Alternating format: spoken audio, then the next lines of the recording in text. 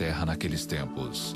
E quando os filhos de Deus conheceram as filhas dos homens, as quais lhes deram filhos, estes foram valentes, homens de renome, que existiram na antiguidade.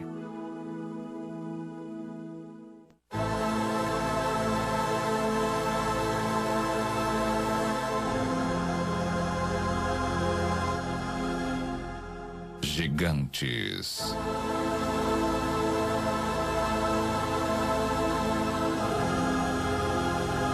Mistério e mito. Os maias e os incas da América do Sul acreditavam que existia uma raça de gigantes na Terra antes do grande dilúvio. O mesmo se deu com muitas outras antigas civilizações. Alguns os tomaram por deuses, outros reproduziram suas imagens em pedra ou escreveram sobre eles em suas histórias. Os gregos e os romanos falaram de sangue que caiu do céu, indo regar o colo da deusa Gaia, gerando os titãs, uma raça de temidos gigantes.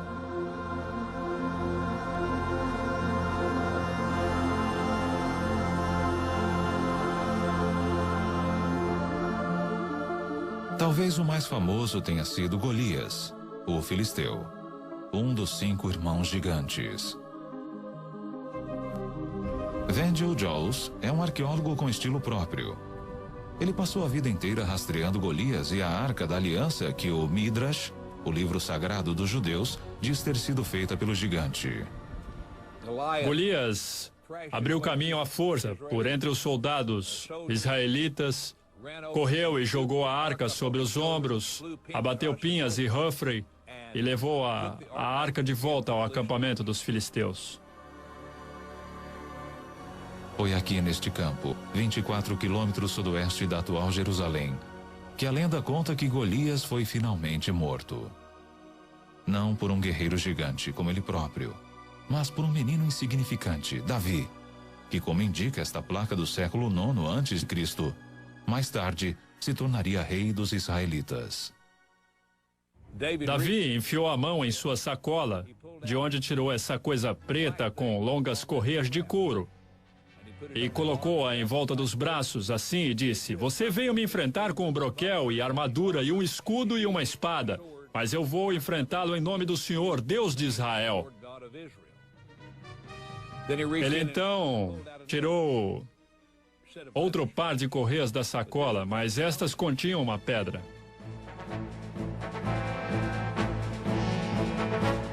E dessa forma, o menino pastor acertou Golias e o atordoou.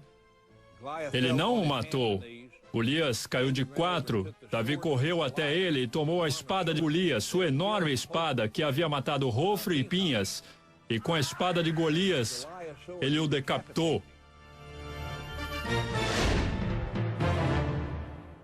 A apenas 3 quilômetros de onde a famosa luta ocorreu, existe um monte de uns 25 metros de altura.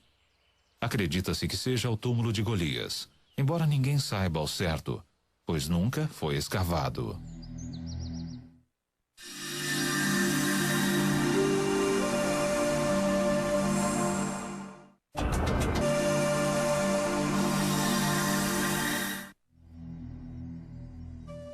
No meio oeste americano, existem também grandes montes que dizem ser sepulturas.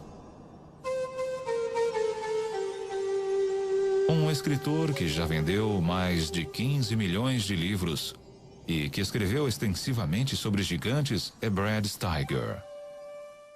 Foram abertas sepulturas coletivas de gigantes, algumas delas com homens medindo 2,5 metros, algumas mulheres de 2,10 metros de altura, alguns recordes de homens com 3 metros e crânios extremamente grandes. E, curiosamente, alguns destes crânios tinham chifres, alguns tinham fileiras extras de dentes, outros tinham o que chamaríamos de anomalias. Eram crânios incrivelmente grandes. Um arqueólogo independente que há muito tempo é fascinado por lendas de gigantes americanos chama-se David Hatcher Childress.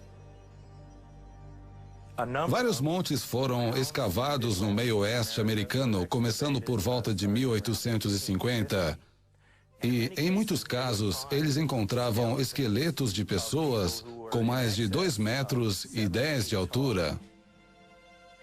E, em muitos casos, tinham fileiras duplas de dentes, bem como, em alguns casos, 6 dedos em cada mão e 6 dedos em cada pé.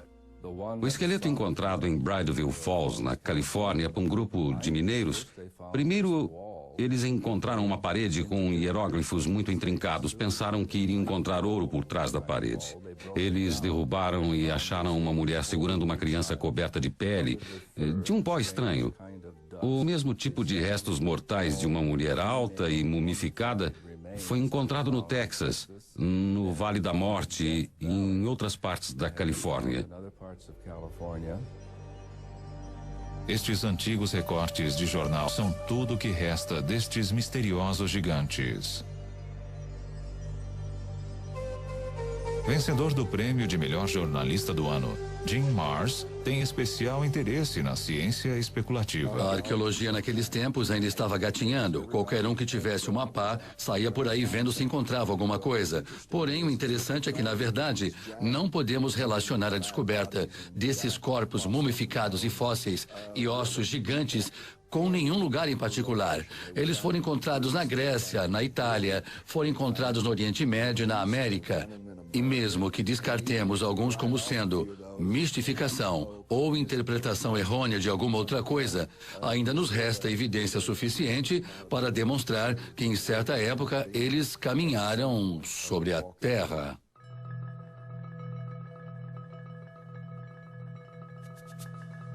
Em 1912, fazendeiros começaram a vir a esta caverna isolada perto de Lovelock, em Nevada, para recolher esterco de morcego, como fertilizante. Do lado de dentro, uma surpresa os aguardava. Eles começaram a cavar a camada de 3 a 5 metros de esterco que havia aqui nesta caverna. E começaram a encontrar alguns artefatos estranhos. Eram reproduções de patos em cestas.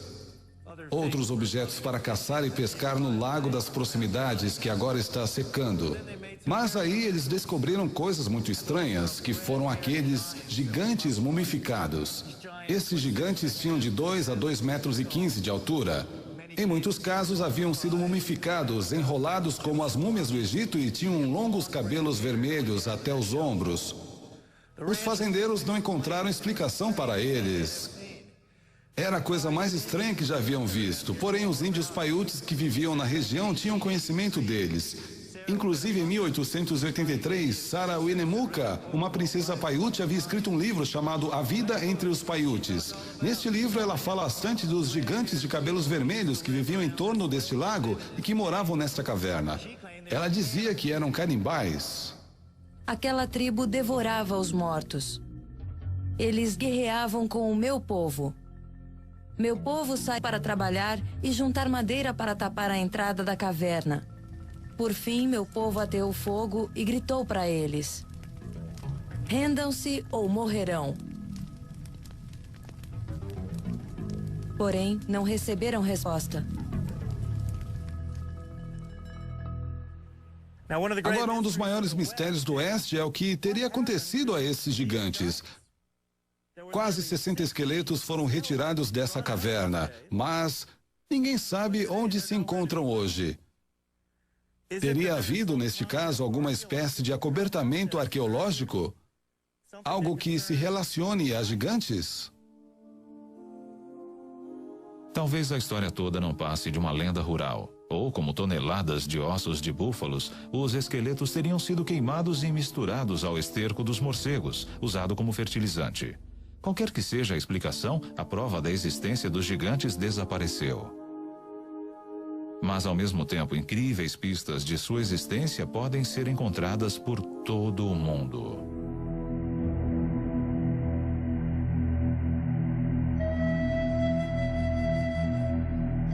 Na América do Sul existem figuras gigantescas escavadas em rochas tão grandes que, do nível do solo, são difíceis de reconhecer. Porém, do alto, assumem formas incrivelmente claras.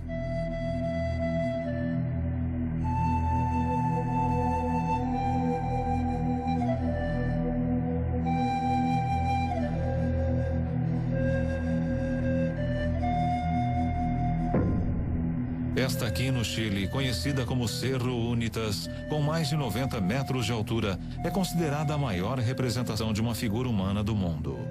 Quem a escavou e por quê, permanece um mistério.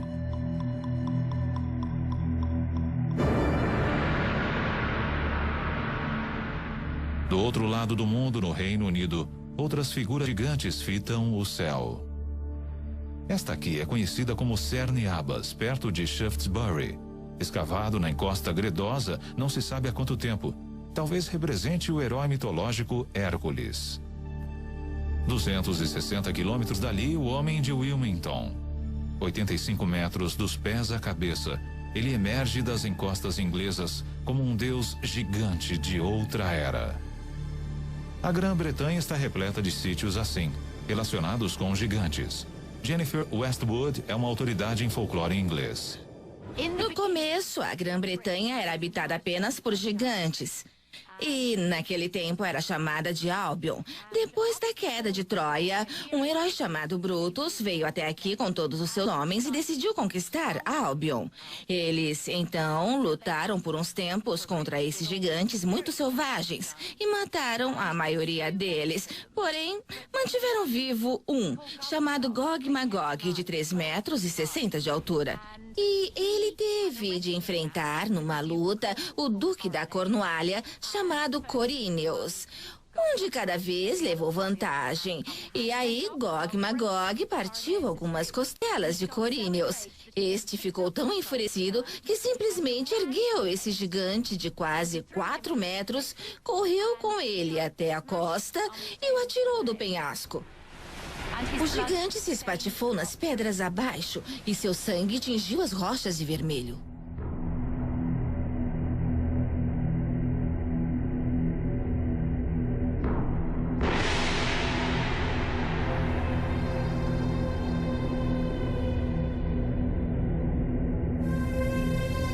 Gigantes também fazem parte da mitologia de Stonehenge. Sem dúvida, a mais famosa estrutura megalítica do mundo. Estas sólidas pedras eretas, a maior com 10 metros de altura e pesando 50 toneladas, foram erigidas aqui há milhares de anos. Os primeiros bretões chamaram o círculo de pedra de dança de gigantes e acreditavam ter sido construído por gigantes. Quem realmente construiu Stonehenge e como são mistérios que ainda persistem. Talvez, no fim, tenhamos de recorrer às lendas em busca de uma resposta. Alguém no passado, com uma tecnologia que nós não temos, ou um poder mágico que não possuímos, é quem teria construído essas coisas.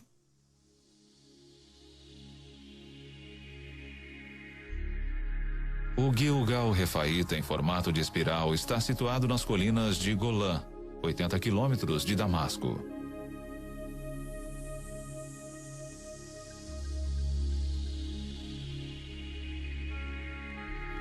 Estima-se que tenha sido construído com 40 mil toneladas de pedras soltas. É extraordinariamente parecido com Stonehenge. Ambos foram datados de cerca de 5.000 anos de idade e possuem pedras megalíticas semelhantes. Dizem que o Gilgal, como o Stonehenge, também está relacionado com gigantes.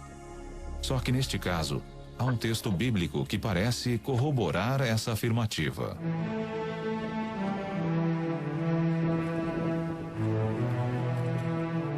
O arqueólogo israelita Daniel Herman está investigando a recém-escavada sepultura. Este é o túmulo de alguém, obviamente um homem muito poderoso. Vejam o tamanho das lajes de pedra utilizadas. Isto deve ter consumido um tempo e um esforço enormes para construir.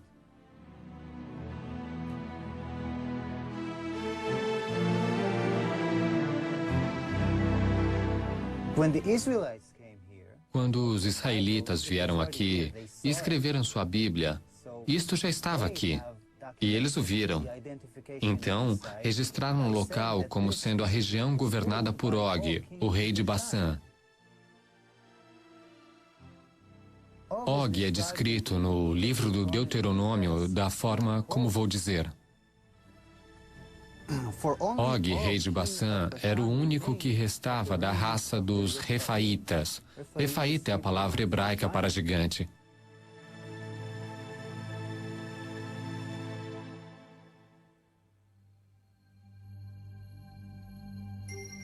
A superfície do nosso planeta está salpicada de construções gigantescas que remontam a milhares de anos.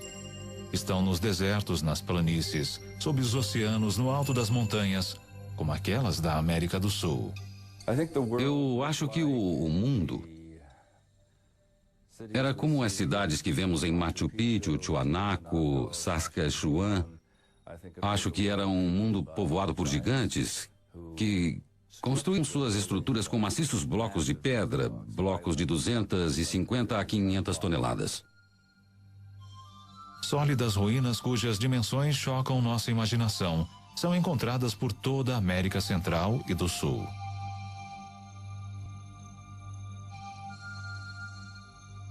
Mesmo um cético poderia se ver tentado a perguntar quem, senão uma raça de gigantes, poderia ter construído tais maravilhas arquitetônicas.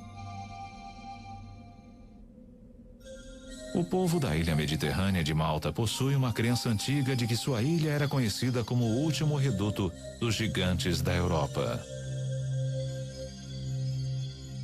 Um explorador que toda a vida estudou estruturas megalíticas é o autor do best-seller Os Olhos da Esfinge, Erich von Däniken. Malta possui templos gigantescos. Eles realmente remontam ao passado. Ninguém sabe ao certo, mas são de pelo menos 5.000 anos antes de Cristo. E um dos templos, em Gozo, até hoje chama-se Templo dos Gigantes. Lá chamam de Ticântila.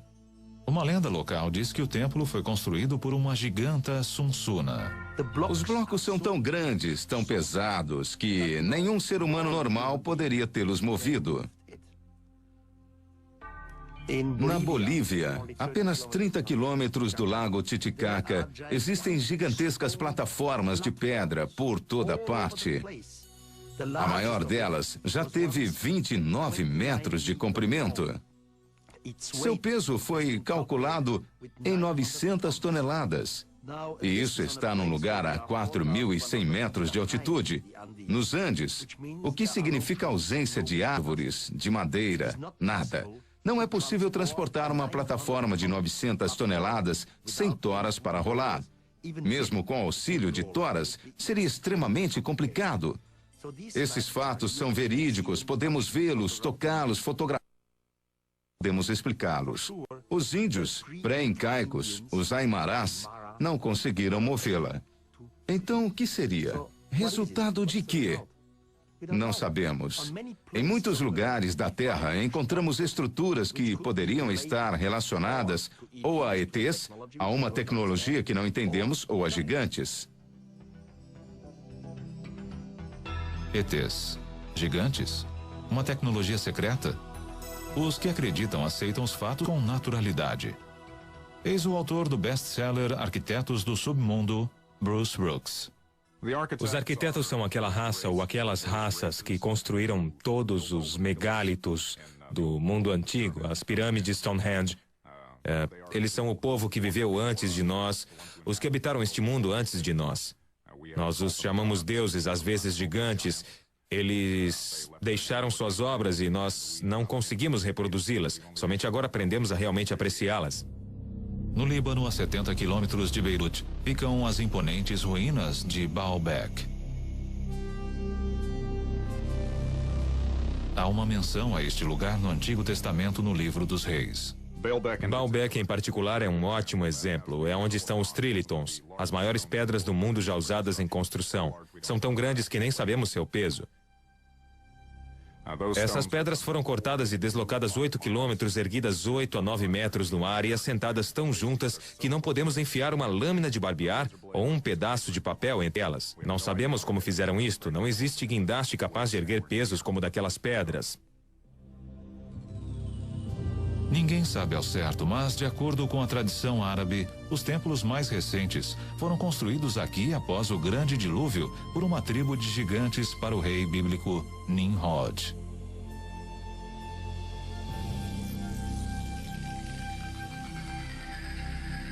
Mas o que realmente queremos dizer com a palavra gigante? Monstros sanguinários como os cíclopes da Odisseia de Homero?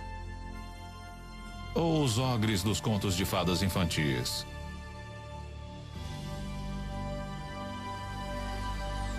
Ou poderia englobar também gigantes pacíficos, vivendo como nós, caminhando pelas ruas de nossas cidades em plena luz do dia?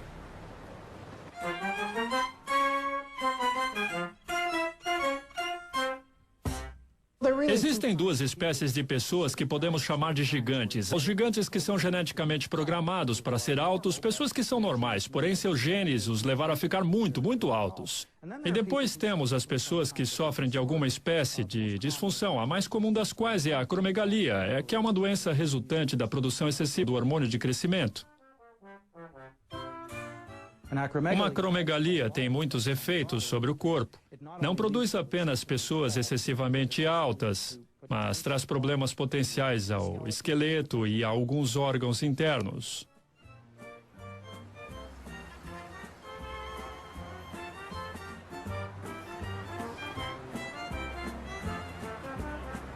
Ryan é um jovem normal, saudável, bem proporcionado, de 2,13 metros de altura. Quisera ser tão alto quanto ele.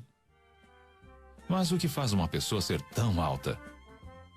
Seria uma característica de família, nutrição ou alguma outra coisa? Os altos são pessoas comuns ou excepcionais? De onde eles vieram? Será que na obscuridade do passado distante é possível rastrear seus ancestrais até uma raça de gigantes?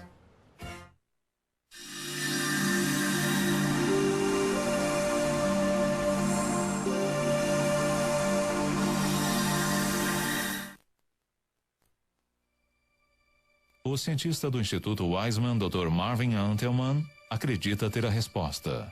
Se todos nós temos material genético do primeiro homem, então não é surpresa encontrarmos aqui e ali a presença de gigantes entre nós hoje, uma vez que existe um gene recessivo produzindo tal pessoa. Na tribo Atusi, por exemplo, são muito grandes. A altura média da maioria dos homens é em torno de 2,15 metros. Eles são muito altos. Existem referências bíblicas de povos até mais altos que viveram em tempos remotos. Rabino Itzhak Marmorstein, do Centro de Estudos Judeus de Vancouver, Canadá. Parece evidente pelas referências no Gênesis e mais adiante no Livro dos Números e também no Deuteronômio, que são relativamente coerentes entre si, de que existiram seres gigantescos, aparentemente oriundos da era antediluviana.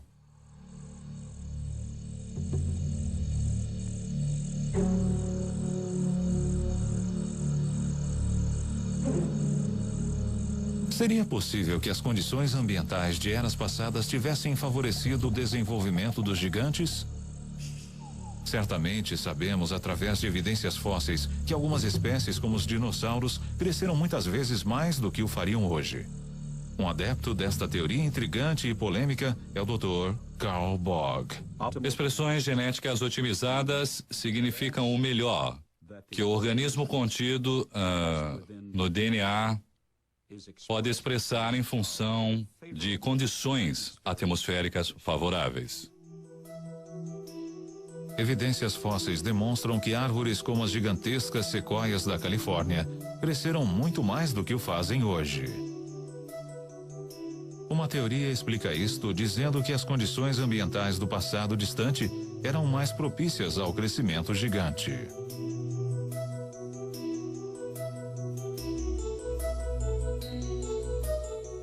Nessas condições descritas, plantas e animais viveriam mais e ficariam maiores, e isso é precisamente o que encontramos na estrutura geológica dos registros fósseis. As plantas eram muito maiores, todos os organismos vivos eram maiores. Temos animais hoje de 2,5 metros a 3 de estatura, que antes atingiam 5 a 6. Temos insetos como a libélula. Hoje a libélula talvez tenha uma envergadura de asas de 10 centímetros. Sua contraparte encontrada nos registros fósseis, a Meganaropsis, tinha uma envergadura de asas de 1,5 metros. Tudo no passado era maior. Sou da opinião de que, sob melhores condições atmosféricas, as pessoas não só viviam mais tempo, como eram mais altas, bem mais altas. Gigantes e dinossauros não poderiam viver hoje como fizeram no passado, porque as condições atmosféricas simplesmente não o permitiriam. Possuíamos uma camada de ozônio maior na época anterior ao dilúvio. Na época do dilúvio, foi reduzida para cerca de 1/7 do que era. E assim, a vida na Terra, conforme a conhecemos, não tem mais a mesma expectativa de duração que tinha na época do dilúvio. A afinação da camada de ozônio significa menos proteção contra a radiação iônica do espaço e menos proteção para as plantas e animais. Sendo um interessado nas condições originais da Terra, após 35 anos de pesquisas nesta área, tentei reconstruir aquele contexto original. E ao fazê-lo, solicitei aos nossos engenheiros que construíssem uma biosfera que dobrasse a pressão atmosférica, que aumentasse a energia eletromagnética, elevasse o índice de oxigênio, mas não em níveis tóxicos, e eliminassem a radiação ultravioleta, etc. E os experimentos realizados foram muito gratificantes.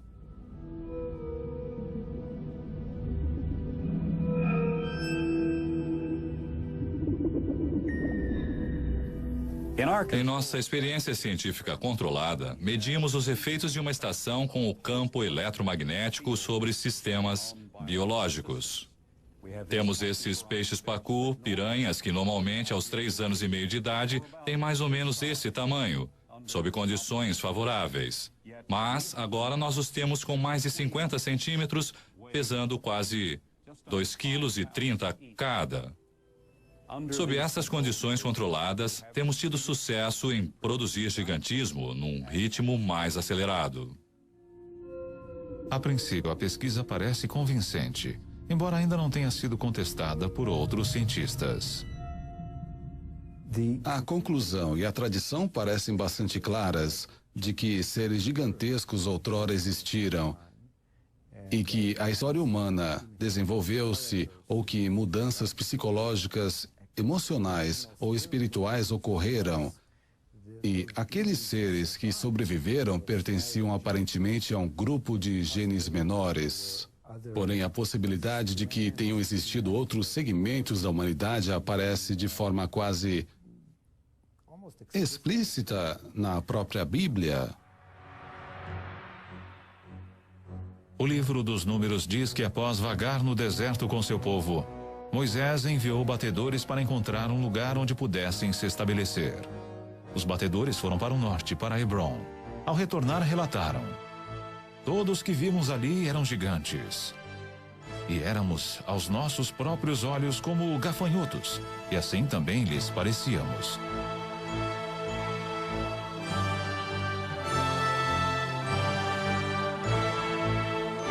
As tribos continuaram para o nordeste, para o Monte Seir, hoje conhecido como Petra, na Jordânia. Mas este também, como mencionado na Bíblia, havia sido ocupado por gigantes. Para onde quer que se voltassem, pareciam encontrar sinais de gigantes. Se olharmos as Escrituras, havia gigantes na Terra naqueles tempos. E se interpretarmos isso literalmente, em vez de simbolicamente, e simplesmente havia homens poderosos e com poderes extraordinários, então podemos afirmar que os primeiros homens, os primeiros humanos, eram gigantes. Podemos também teorizar que esses gigantes vieram de algum outro lugar e criaram na Terra uma colônia. Este conceito por si só é uma coisa surpreendente. Porém, um povo mais antigo que os israelitas acreditavam exatamente na mesma coisa. Eles escreveram que os gigantes eram seres celestiais que vieram não da Terra, mas de outro planeta.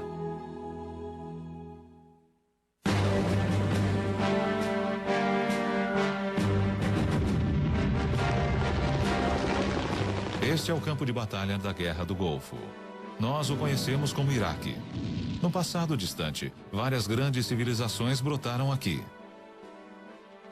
Uma delas, a babilônica, foi lendária por sua riqueza e esplendor.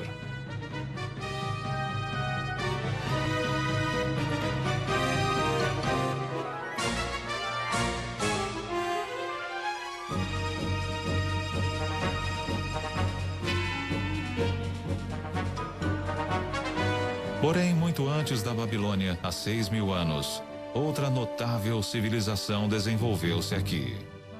Seu povo era os Sumérios, que possuíam uma cultura muito avançada. Eles foram os pioneiros de quase tudo que constitui a nossa sociedade atual. Criaram o primeiro congresso com 2 câmaras, a primeira escrita, o primeiro sistema de escolas e assim por diante. Surge então a pergunta: de onde veio tudo isto? Creio que temos de recorrer aos próprios antigos sumérios e prestar atenção no que eles têm a nos dizer, porque eles nos dizem, em tudo que é lugar, repetidas vezes, que a civilização lhes foi ensinada por seres vindos dos céus para a terra. Eles os chamavam os Ananoques. Os sumérios escreveram sua história em tábuas de argila como estas, que ficaram ignoradas no Museu de Berlim por meio século. Poucas pessoas foram capazes de decifrar este antigo idioma, mas uma delas é Zecharia Sitchin. Os escritos e as evidências pictóricas deixados pelos sumérios remontam a 6.000 anos. Falam e retratam um povo que veio de um outro planeta, que chamavam de Nibiru. E muitas das descrições o apresentam como sendo muito maior, pelo menos 1/3 maior do que a média dos seres humanos. Portanto, eram gigantes. Este lacre cilíndrico sumério de um museu de Berlim é surpreendente por várias razões. Primeiro, ele retrata nosso sistema solar com o Sol ao centro e os planetas espalhados em torno dele. Um fato não conhecido da ciência europeia até cerca de 300 anos atrás. Mostra também o planeta Urano, que nós só descobrimos em 1930. E, incrivelmente, existe um outro planeta que os sumérios chamavam de Nibiru, o que acreditavam ser o lugar de onde os Ananoques, ou gigantes celestiais, teriam vindo. Se observarmos estas 3 figuras retratadas aqui, parecem ser quase todas do mesmo tamanho. Mas, se prestarmos atenção, veremos que esta figura é sentada.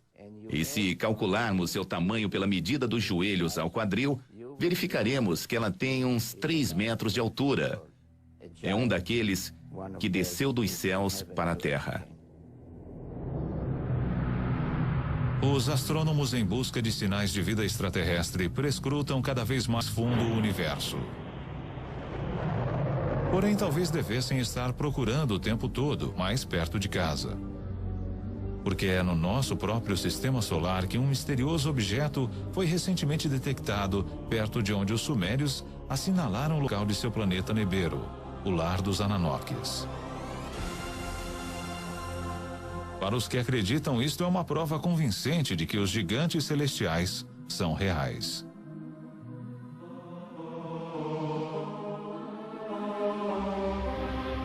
O antigo texto sumério, de uma forma bem ampla, nos diz basicamente que mais de 400.000 anos atrás, esses Ananoques vieram do espaço e pousaram na Terra, no Vale do Tigre e Eufrates. Começaram por formar uma colônia que chamaram de Éden. De acordo com o Gênesis, Éden, ou Éden, é onde Adão foi criado do pó, e Eva de uma de suas costelas. Outros, porém, têm uma versão mais high-tech sobre como a vida humana começou. Com o tempo, necessitando de mão de obra de trabalhadores, eles avançaram a evolução empregando engenharia genética. Recolheram o esperma de um dos Ananoques e o inseminaram no óvulo de uma humanoide primitiva, provavelmente uma dessas primitivas cujos restos arqueológicos estão agora sendo encontrados na África, a famosa Lucy, e eles então produziram um híbrido que acabou se tornando o homem de Cro-Magnon, ou seja, o homem moderno. Diz a lenda que quando os Ananoques retornaram após vários milhares de anos para ver como sua obra genética se desenvolvera, encontraram na Terra mulheres irresistivelmente atraentes. Começa na Bíblia, onde podemos ler, no início de Moisés, quando os filhos dos deuses viram que as filhas do homem eram bonitas, eles as tomaram como esposas. Mais tarde, daqueles ventres, nasceram gigantes.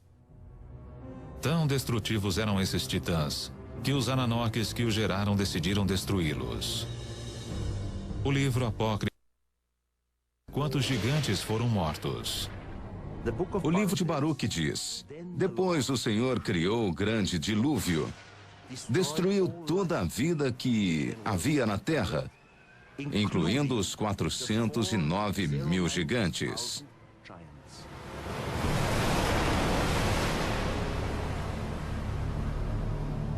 De acordo com a história, alguns dos titãs sobreviveram. Porém, seu reinado como senhores da terra terminara, e os humanos tornaram-se a espécie dominante. Os gigantes até hoje vivem em nossas memórias, como algo profundamente enraizado que remonta aos primórdios de nossa existência. Para alguns, isto é bem mais do que simples lembranças. Talvez estes sejam aqueles que relatam cada vez mais encontros com gigantes saindo de OVNIs. Estes que acreditam nos assegurarão que os Ananoques ou gigantes celestiais estão voltando. Nos últimos 10 anos, relatos de avistamentos de OVNIs com ocupantes gigantes têm aumentado. A ex-diretora da Associação Inglesa de Pesquisa sobre OVNIs, Jane Brandos, está familiarizada com as estatísticas.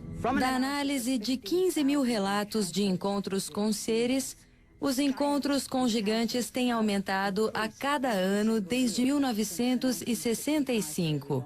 E estamos, portanto, recebendo muito mais relatos de seres gigantes sendo avistados hoje do que há 30 ou 40 anos. Muitos acreditam que os livros apócrifos de Enoque têm mais de 5 mil anos de idade. Neles, Enoque escreveu sobre como foi levado aos céus por 2 homens de grande estatura. Nesta jornada celeste, ele também fala do encontro que teve com aqueles que desceram dos céus para a terra.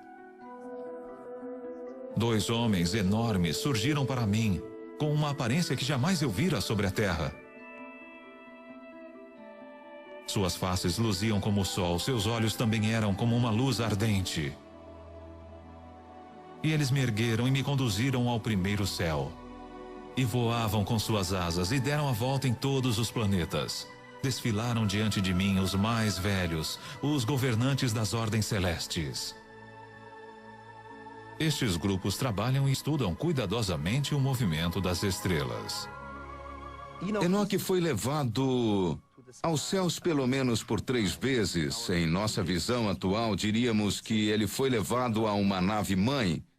Lá ele teve uma conversa com o mais alto, seja lá quem for este superior. Para nós seria talvez o comandante da espaçonave. Em outras palavras, Enoque foi o que chamamos uma vítima de abdução extraterrestre. Isto pode parecer uma interpretação fantasiosa de um texto escrito há muito tempo. Por outro lado, relatos atuais de pessoas que alegam ter sido abduzidas não são muito diferentes. Os adultos tinham de 1,80 a 2,70 metros de altura, tinham cabelos brancos, pele clara, eram quase albinos, olhos azul claros, vestiam mantos brancos e eles não usavam qualquer tipo de calçado.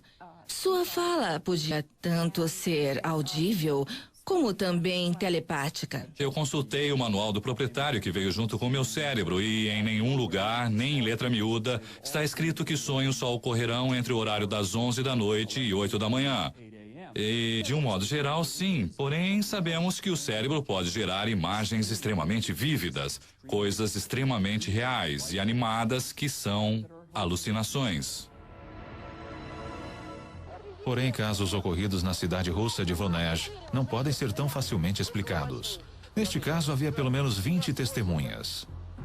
Poderiam estar todas sonhando o mesmo sonho em plena luz do dia?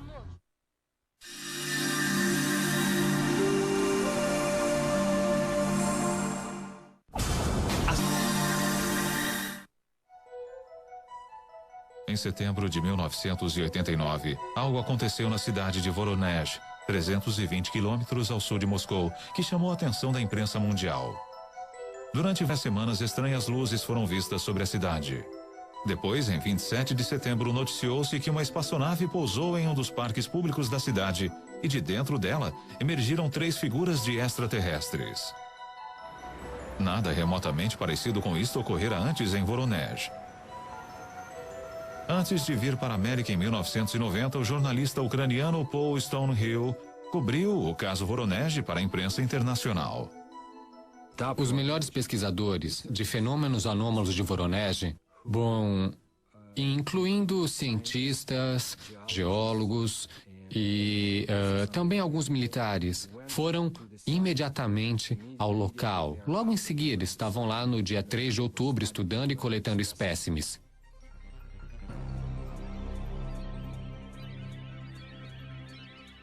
O encontro tornou-se a sensação da mídia, na rede nacional de televisão e na imprensa mundial.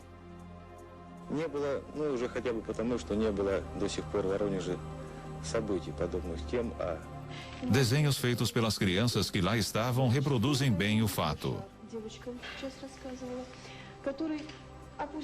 Isso atraiu a atenção da mídia de todo o mundo porque foi efetivamente endossado pela TASS, a agência soviética de notícias, que até então nunca dera crédito a este tipo de história. Eles tiveram a oportunidade de conversar com muitas das testemunhas oculares, adultos, crianças, policiais, professores, estudantes e cientistas que haviam visto OVNIs semelhantes ou mesmo com outros formatos.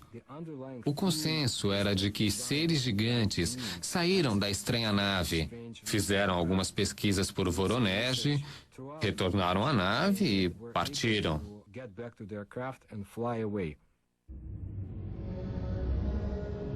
Pela primeira vez, tínhamos um grupo genuinamente grande de pessoas, todas concordando entre si ao descrever a aparição desses gigantes. Então não era um caso de simplesmente acreditar numa única testemunha ou não. Aqui não era possível deixar de acreditar neles porque eram tantos e todos dizendo a mesma coisa.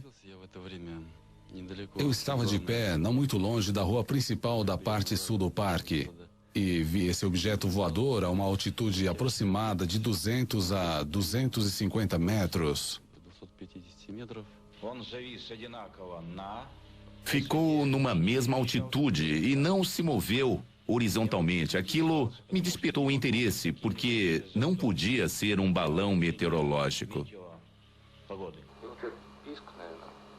Escutei um ruído agudo, talvez de alguma máquina de perfuração em operação, como se estivesse abrindo um buraco no chão. As criaturas começaram a sair. Não pareciam muito humanos. Eram muito mais altos que humanos. Eles tinham ombros, mas eu não via a cabeça. Ele era enorme, realmente enorme, maior do que nós. Era uma figura imponente. Em 1989, Sergei Makarov era um dos estudantes que estavam no parque de Voronezh. Lembro que uma multidão juntou-se em volta do lugar. Todos ficaram assustados, estavam pálidos. Eu fiquei perplexo. Denis Murzenko também era um dos meninos no parque naquele dia de setembro de 1989.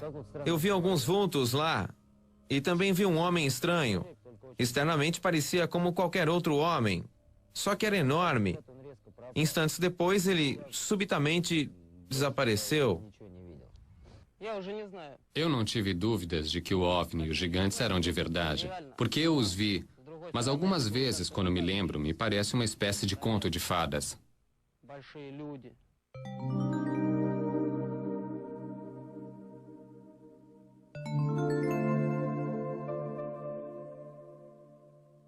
O que estamos vendo hoje é muito parecido com o que vimos ao longo de toda a história. Não é nada novo. Qualquer coisa relacionada com o fenômeno OVNI hoje é algo que sempre aconteceu. Pode ser encontrado na antiga mitologia de todas as partes do mundo.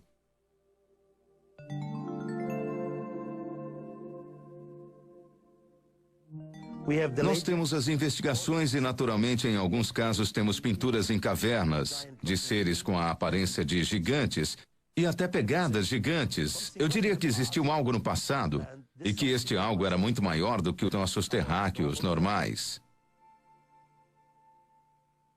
Teriam eles sido nossos pais? Eles foram os patriarcas que vieram antes de nós e são citados em todas as lendas.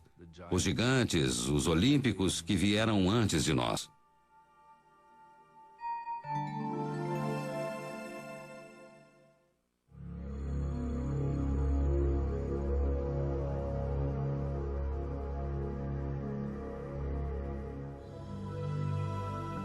Seja fato ou fantasia, gigantes ocupam nossa consciência coletiva desde que eu possa me lembrar. Mas teria uma raça de gigantes habitado realmente a Terra? Os textos antigos, bem como algumas evidências, sugerem que sim.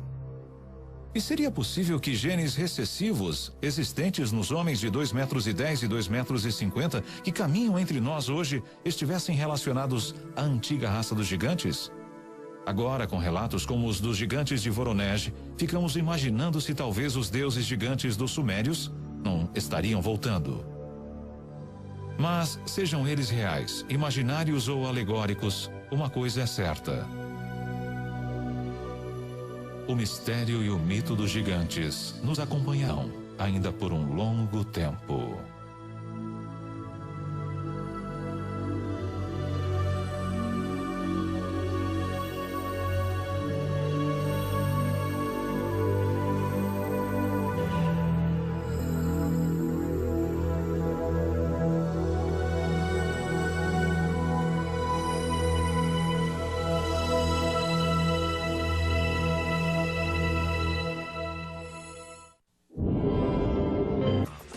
A seguir,